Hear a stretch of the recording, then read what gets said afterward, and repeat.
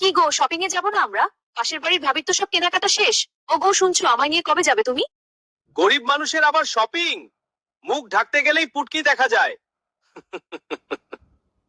Sir, একটা selfie তুলি আপনার সাথে। হ্যাঁ, তোল। যাই, ফেসবুকে একটা পোস্ট করে আসি। প্রিয় অভিভাবকের সাথে ঘনিষ্ঠ মুহূর্ত। তোর পোস্ট করা শেষ হলে যা, আমার জন্য এক কাপ চা আন। ঠিক আছে বস।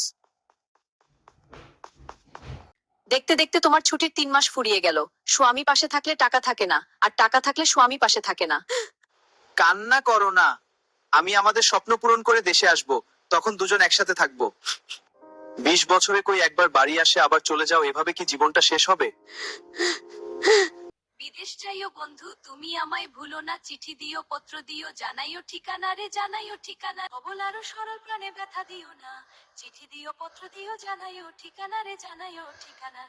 পানি হইলে বন্ধু আমি যাইতাম, তোমার সঙ্গে মনের কথা কইতাম রে, হায় নদীর তরঙ্গে রে, নদীর তরঙ্গে।